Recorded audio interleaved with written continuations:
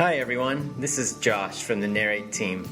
This weekend, Adam starts a new series called Help I Feel by asking the question, how effective are we at recognizing our emotions? We're given examples from the Gospels that Jesus was one who was fully aware of his emotions and made an effort to manage them.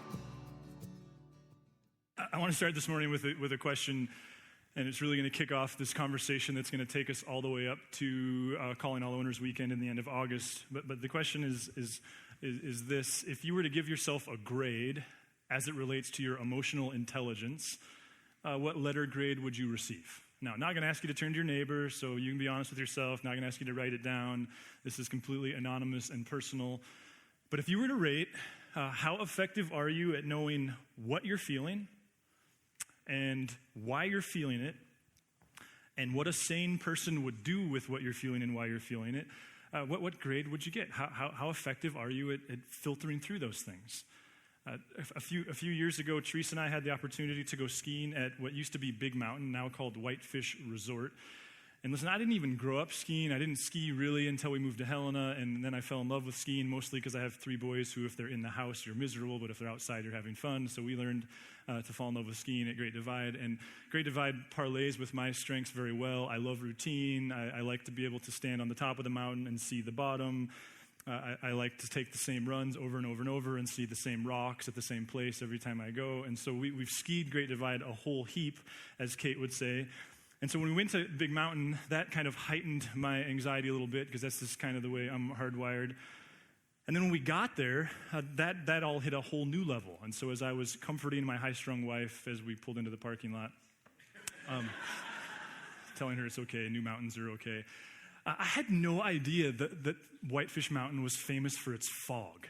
It's actually quite insane. What I learned when I got there is the locals, they rate the fog at that mountain, because when you're down in the valley, it's fine, but when you get up to the top, to the base of the mountain, it's horrible. They rate the fog by the number of chairlift poles you can visibly see when standing next to another one.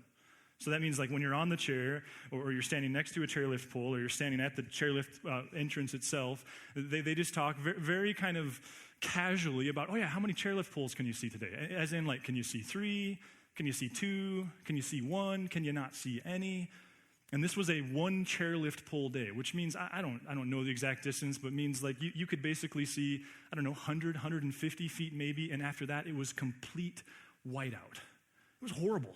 The whole experience is this: there's this sense of which you're going to go to the top of this thing. It's like It's a Small World or something at Disney, because you're entering into this tunnel, you're committing yourself to this chair, you can't see the top, and then you get to the top, and they go like, oh, by the way, this is one of the biggest mountains in the whole area, so don't get lost, but never mind, you can only see 100 feet at a time.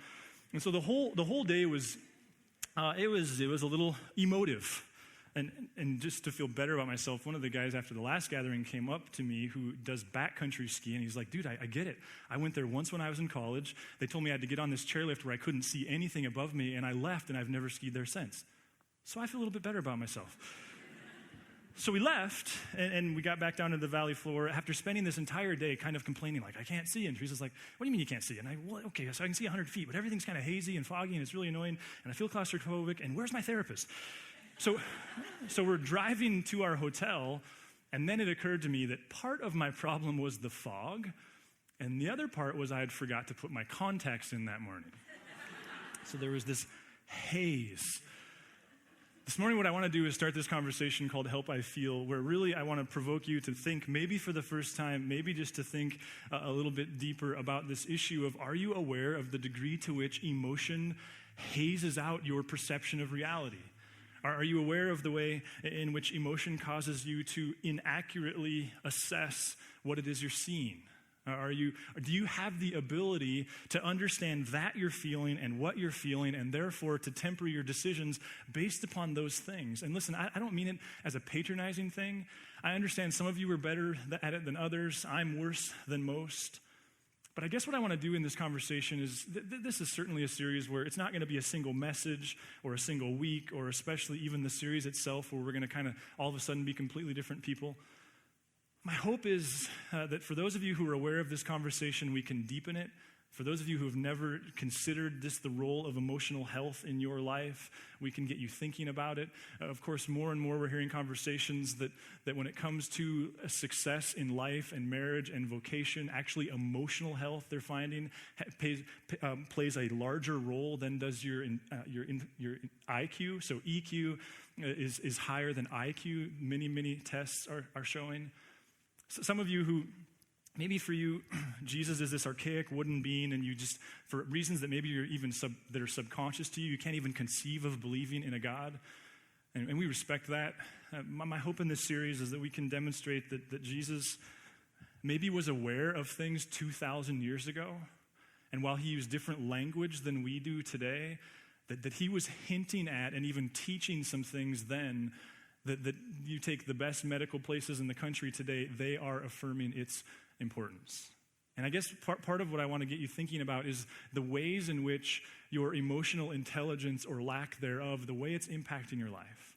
Because of course, if you're a screamer, like as a parent or a spouse or a boss or a leader, then there's an emotional thing happening there, right? Because you start feeling something and maybe you're not even aware of what you're feeling, and before you know it, that feeling vents itself in the form of screaming. If you've been abused or abusive, that's a feeling thing.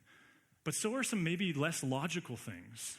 Like what if debt is an emotional issue? What if consumer debt and the types of debt that just wrangles your entire existence, the kind of purchases where you buy something and then you don't even actually have the money and you regret it just hours after making the purchase? What if that's not a math issue? I love how Dave Ramsey said that for years. You're not in debt because of math. What if it's an emotional issue?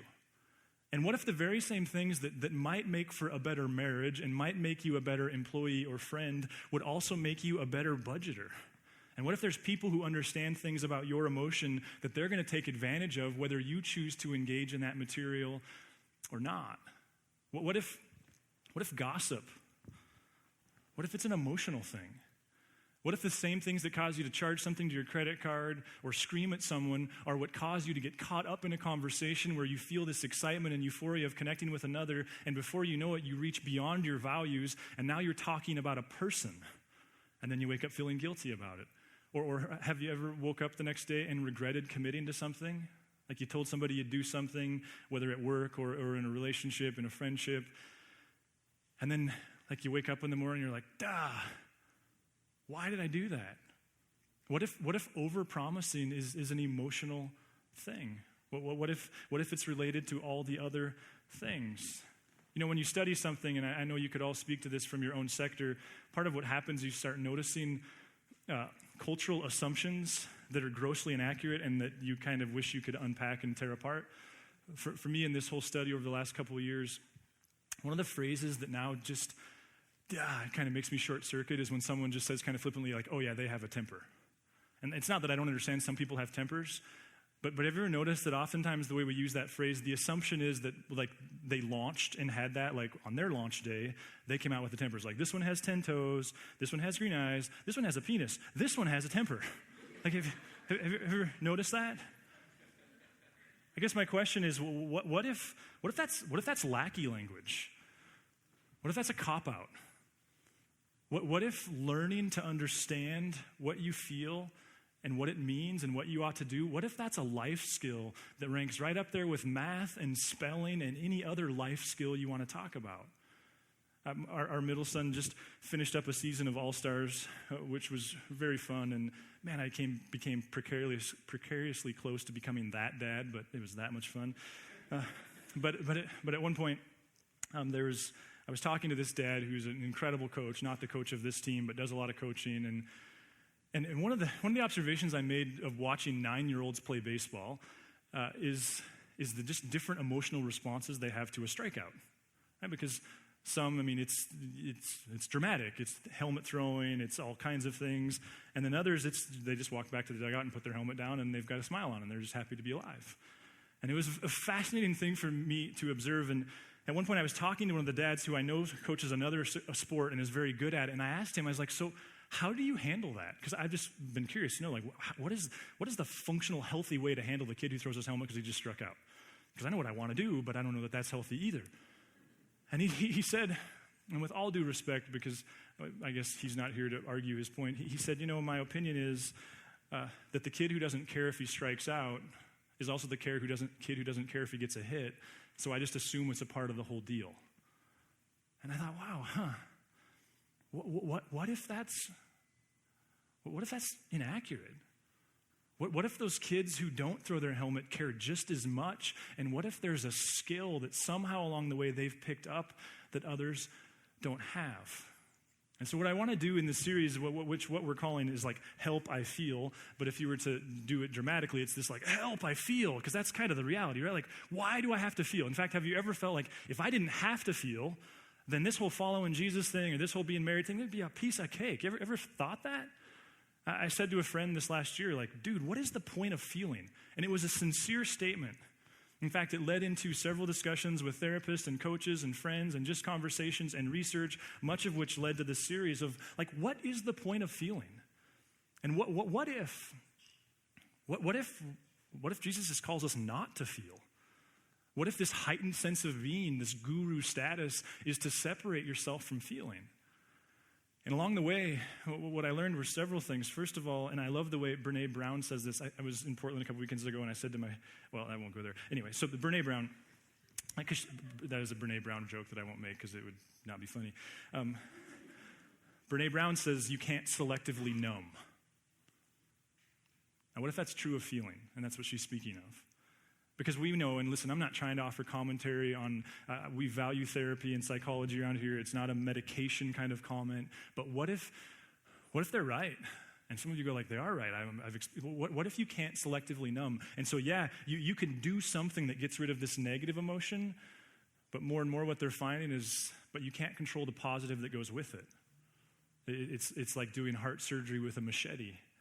Like you may address the problem, but what if along the way you inadvertently create whole new problems? And so what if feeling is a part of the human experience and we have to learn what that means? The other thing I learned, and I'm excited to talk about this in the fourth part of the series in August, and that is that negative emotion plays a very important role in the human experience. Listen, if you found Christianity to be toxic, whether it was your upbringing or your friends or something along those lines, it probably has to do with this issue. Because I think one of the things we as Christ followers have to reconcile first and foremost on this issue of emotion is our rhetoric, whether directly or indirectly, whether purposely or not. Oftentimes our rhetoric says that if you'll just believe the right things and do the right things and pray the right prayers, you can protect yourself from negative emotion. Is that accurate? Does that represent, okay, so we know it represents a lot of mainstream Christianity. Does it represent Christ and what he taught us? And if not, then what do we do with the fact that negative emotion is a part of the orthodox, faithful, believing, trusting person's human existence? One of the comments that I was reminded of as I was wrestling through this personally was my friend Fred said to me years ago, he said, Adam, the Bible never commands us what to feel, only what to do. And so in my quest to prove that my goals could be achieved if I could just stop feeling things, I opened up the text and I started searching, like, man, maybe he's right. And maybe we're not commanded to feel anything. And actually along the way, what I discovered is that may be a true statement. I think it's dangerous because it quickly becomes toxic, because I think we all too quickly think that also means that feeling isn't a part of the equation. But what I discovered along the way, and this is where, for those of you who follow Jesus or those who don't, I think this is an important challenge. What I discovered along the way that I had never seen before was that the Gospels, they portray Jesus as having the full gamut of human emotion. That I don't know, like many of you, I don't know how many times I've read the Gospels. What I've never fully appreciated was the emotional reality of Jesus' experience.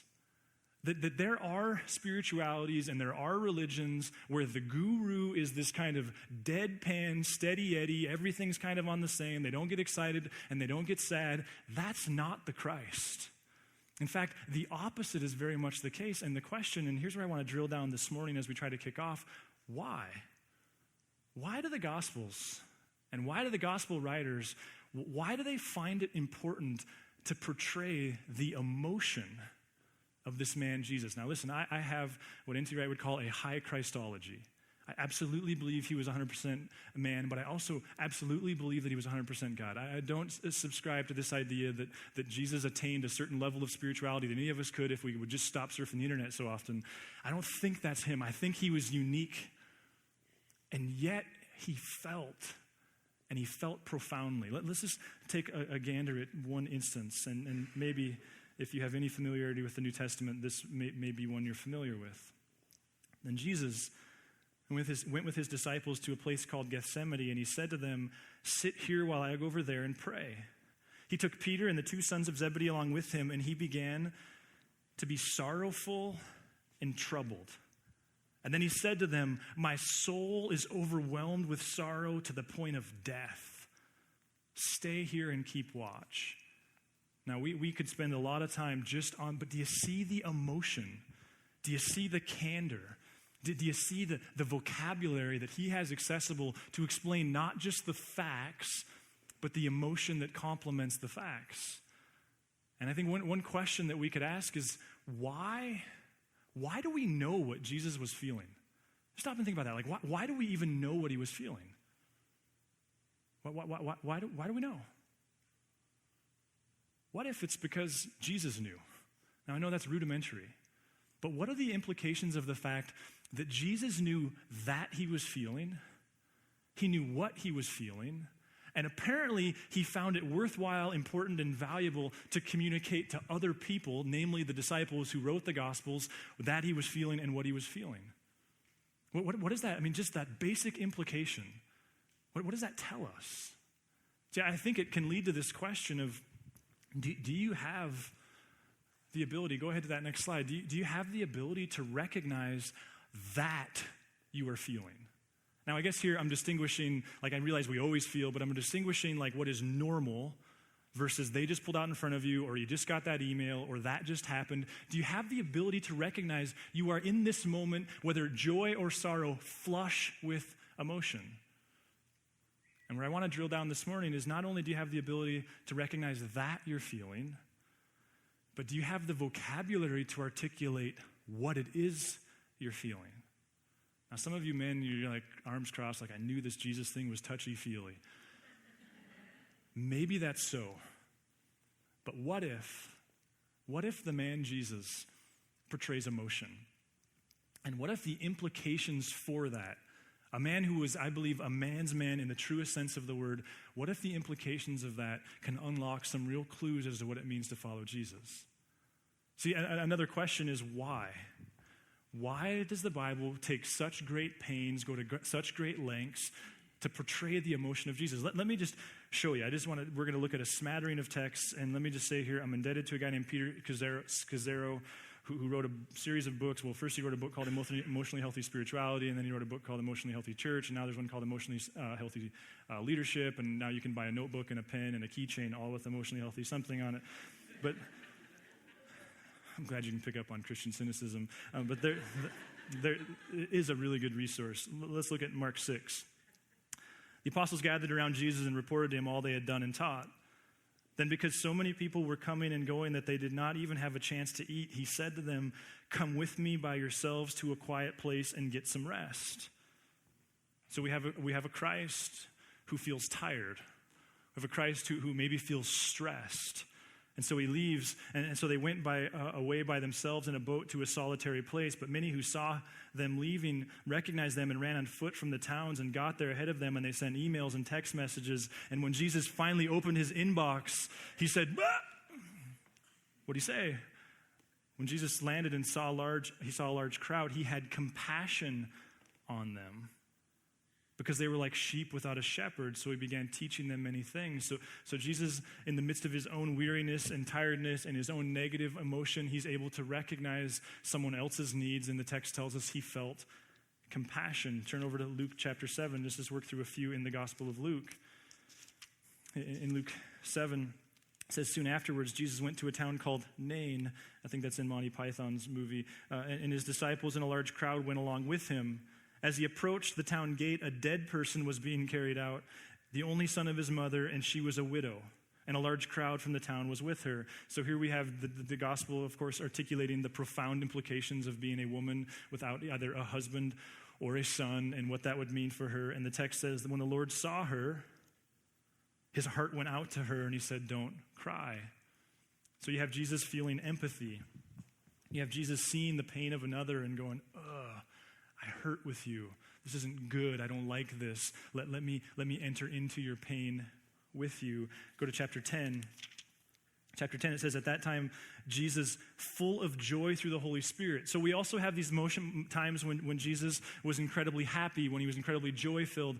Some theologians think that he actually broke out into a song in this moment. So you have the highs, but what's important to recognize is the Gospels don't just highlight the highs, they also talk about the lows. Look at chapter 12, verse 49. Jesus says this, I've come to bring fire on the earth, and how I wish it were already kindled, but I have a baptism to undergo, and what constraint I am under until it is completed. Now, we talk about emotional vocabularies. Your challenge is to figure out how you would use the word constraint and what it would be describing. There's this anxiety, right? There's this dread. There's this anticipation. I mean, there's a type of anticipation, there's those moments where we dread a future that's a fabrication of our own minds. We'll talk about that in a couple weeks. There's also times when we dread a future that's there. Like the diagnosis is sound. The funeral's really happening tomorrow. The divorce papers were signed. The business did fail. You don't have enough money in your checking account. That's what Jesus is describing here. And there's this just gut-wrenching pain that he's experiencing in the midst of it. Go to John chapter 2. In John 2, now here's maybe a familiar one, but this, I think, has profound implications for the way we think about emotion. When it was almost time for the Jewish Passover, Jesus went up to Jerusalem. In the temple courts, he found people selling cattle, sheep, and doves, others sitting at tables exchanging money. By the way, not an extraordinarily unique event, one that the rest of culture would have been entirely numb to. This happened every single day. But Jesus, it torqued him off. So he made a whip out of cords. So he's not just so mad that he brought his whip. He like I got to make a whip. There's something going on there. And he drove from the temple courts both sheep and cattle. He scattered the coins of the money changers and overturned their tables. To those who sold doves, he said, get these out of here. Stop turning my father's house into a market. By the way, the people who sold doves were appealing to the poor because the poor couldn't afford a sheep. So he takes the part of the system that would seem to be most compassionate, most sane, and he even attacks it. His disciples remembered that it is written, zeal for your house will consume me. What do we have here but a Jesus who experiences rage and anger, zeal, righteousness? Like this doesn't fit on the flannel graph. It doesn't fit in our preconceived notions of Jesus. He's ticked off. He takes the time to make a whip, and he makes a scene in the most important place in Israel. Chapter 11, one more. Jesus is saying goodbye, it would seem, to his best friend Lazarus. When Mary reached the place where Jesus was and saw him, she fell at his feet and said, Lord, if you'd have been here, my brother would not have died. And there she echoes something that probably every one of us at some point in our life at least once will echo. Lord, seriously? Like if you'd have just been paying attention, this didn't have to happen. And the text is like, so how does he respond to that? When Jesus saw her weeping and the Jews who had come along with her also weeping, he was deeply moved in spirit and troubled. So his apparent inactivity is not, it exists together with his wishing it hadn't happened. He was deeply moved in spirit and troubled. Where have you laid him, he asked. To which she said, well, come and see, Lord. And then if you've ever received candy for memorizing a verse, here's one you all know. Jesus wept. And then the text says, then the Jews said, see how he loved him. What do we have here? A Jesus who says, yeah, but I'm going to see him in heaven in no time. Like death doesn't have the final say. Like this is nothing. No, you have a Jesus who responded to death in such a way that it caused those, many of whom were his critics, to go, man, he really loved them. Man, he's really hurting. This is crazy. Like, look at the empathy he has for them. Look at the regret in his soul. So again, the question is why? Why over and over and over and over again? And again, this is a pretty rudimentary smattering. You can do your own study. Why do the Gospels portray Jesus as feeling to the extent that he did? Maybe we ask this question. Was Jesus like Spock? Right? Because what many Eastern spiritualities and secular culture and toxic Christianity would say is that the enlightened being can somehow separate their existence from feeling. That the guru is somebody who can be tough, can fake it till they make it, can somehow be like men don't cry, right? Could it be that you've unknowingly, unwittingly subscribed to a view of Jesus that says that the highest form of Christianity is to not have emotion, which means you don't get angry, and you don't get ticked, and you don't get too ecstatic because you know it's all going to burn anyway, and you just have this steady, even keel. Could it be that Spock in the mindset, because what is the Star Trek, what is the thinking there? What makes him the guru in that series? But for the fact that he separated himself from emotion. And I think the question becomes, could it be that the text describes the emotion not just of Jesus, but of every human represented in the text as being highly emotive beings? Could it be because God made us emotional beings? And what brilliant people from places like Stanford and others are now telling us about the importance of being an integrated emotional being, the Gospels captured 2,000 years ago when they talked to us about this man, the Christ, Jesus.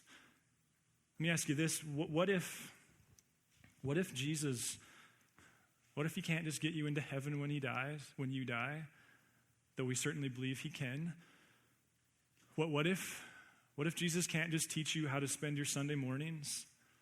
What if Jesus isn't just a religious teacher as the way we think about religion?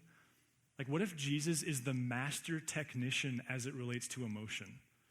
And what if as you try to figure out what does it mean to be a wife, what does it mean to be a father, what does it mean to be divorced, what does it mean to go through bankruptcy, what does it mean to struggle with depression, what does it mean to have a brand new baby? What if as you struggle with the comings and goings of emotions, the highs and the lows, what if Jesus doesn't go, yeah, you're going to need to find somebody else for that because I am so enlightened I don't feel?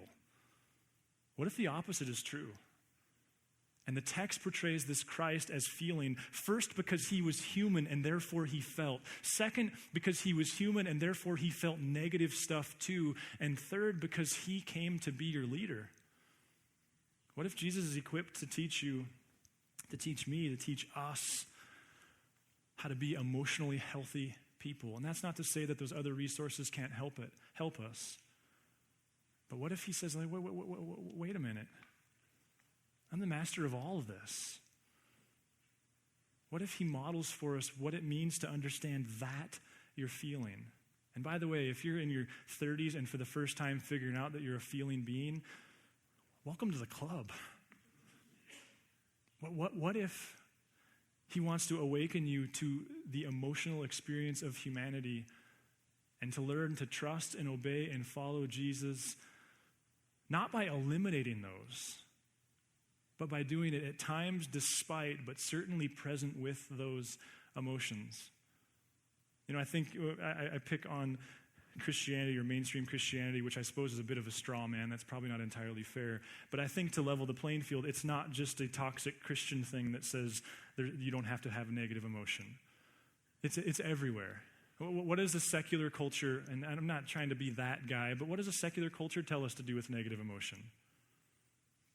Well, get drunk, buy something, like go purchase something. You don't have to feel that way. Like do something so you don't feel that way anymore. It's not just the toxic Christ followers that are afraid of a negative emotion. Look around. What is the message? I heard one guy say that the Super Bowl is the national religious holiday. And what is the spirituality of the Super Bowl? Forget about pain. You're a consumer. Buy something and you'll be happy. And though I have a lot of respect for what a lot of the Eastern spiritualities can teach us, don't they also have a tendency to say the goal is to separate yourself from feeling? The goal is to become higher than feeling. What if Jesus, in this radical way, what if he represents the human experience far more accurately than anything else we have available to us? If someone were to ask me, why do you follow Jesus? It wouldn't be because it's my job, though there would be days where it feels like that. It would be because I can't think of another person or another system that so accurately captures the human experience. Can you? You have a Jesus not who rode around on a horse all the time, not a Jesus who never experienced problem, but one who experienced the full gamut of emotion. And I think is saying, hey, you want to figure out this emotional intelligence thing? I'm your guy. Like, I'm your teacher. I'm your third base coach. Like, listen to me. I can help you with this. Now, obviously, the next 4 weeks, we're going to delve deep into the hows. The big question that I want to ask this morning is how expansive is your emotional vocabulary? Because it has to start here. Like anytime you've learned a new skill, whether it was in school or grad school, or you learned a new hobby, or you picked up hunting, think about any skill that you have. How do you demonstrate proficiency? A vocab comes with it. You have to be able to communicate, right? I said at the beginning of this 1 But 2 series that we did last month that when Teresa and I sat down with our friend Joan, one of the things she shared about how do you, in this question of like how do you remain separateness and oneness all at the same time, one of the things she really impressed upon us was that you have to end your day with the conversation. And it's the conversation about your day that kind of helps even the separateness of your day come together. Well, one of the details I left out in all of that, because there's 52 weeks in a year, is that she said the other key in all of that, though, is you're not just talking about events. That the human, it seems, natural tendency is we talk about events. Her challenge was you have to talk about what you were feeling in the midst of those events. Now, some of you, I mean, if you're a guy and you're like, I'm out, and fine, whatever. But the challenge was, and listen, I get an F on this, let's just be clear, but I'm working on it. Someday I hope, like, my goal is to die a D-. Like, if I could just die a D-, I'll be thrilled. Her challenge was you don't just talk about who you met with and what you talked about. You talk about what you were feeling in the midst of that. What does that require? It requires developing a vocabulary for what you're feeling. Some would say that the English language makes available to us 6,000 words with which we can communicate emotion. Now that's an English linguistics phenomenon. 6,000 words. Maybe my question is, like, how big's your vocabulary? There's 6,000 of them available. The spectrum of human emotion that you can explain, how many words do you need? Like, for many of us, there's like 3, and most of them can't be said on a stage because they're curse words. But like beyond that, what other words do you have in your vocabulary? You know, another way to develop this skill, I have a friend who, he learned this in therapy, so here I am to save you thousands of dollars, though you should still go. To just periodically throughout his day, he just has an Evernote thing open, and it's open continually. And especially when he has that rush of like, wait a minute, I'm feeling like something foreign. He just has this habit now of creating a bullet point and typing a sentence or two. And what that forces him to do is begin to try to find words to describe what he's feeling. It also gives him a record to see what his kind of track record of emotion is. I think another thing you could do is start praying like people in the Bible prayed. Because you flip to the Psalms and it's not like, hey, Lord, I trust you, and whatever your will is, that'll be great. You have David using this raw, energized, emotional language, and he's not always saying, God, I trust you so much, and this is so wonderful, so I'll just take whatever you give me. What is he saying? Like, God, crush my enemy and tear his guts out, and I will laugh while you do it. Like, it's this honest, emotional thing. Maybe for you, it's just praying a little bit more emotionally. I don't know what it is, but I know that if together we're going to work through this, it does start with this ability to begin to put words to emotions and begin to really draw out, like, what am I feeling? And that allows us to get to why am I feeling it, which allows us to get at what we're going to get at next week. And for those of you who you're here and you don't follow Jesus, listen, that's great. I mean, it's great that you feel welcome to be here, that you're a part of these conversations. And I hear from lots of you like, don't like the Jesus thing, but sure love the helps. And I go, great, we're honored to be a part of that. But I guess what I would like to communicate to you is nobody's born a Christian. That's not a decision someone else can make for you. And it's not a decision about, yeah, I kind of admire him. To choose to follow Jesus is a decision that has to be made. And maybe for you, in the midst of the emotion and the frustration and the confusion, maybe your need for a leader becomes more real in this part of life than any other. And so to do that, there's not a magic incantation or a prayer or a card that has to be signed. That's a you and God going, Jesus, this isn't just about me thinking you're a pretty good dude. This is about me going like, I trust you to the extent that I'm following you. Let's pray. God, Lord, I guess ultimately it's weird to say thanks that you made us feeling beings so much as to say that we trust you.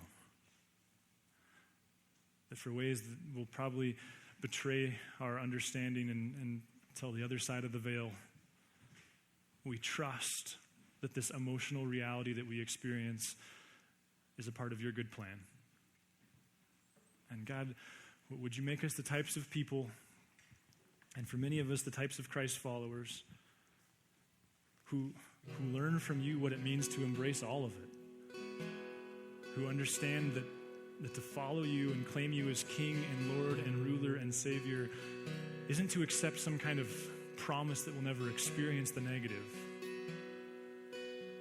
but to know that we'll have a leader through it. We love you, Jesus. Amen. If you would like to engage further with Narrate Church, you can find contact information online, www.narratechurch.org. We would love to hear from you.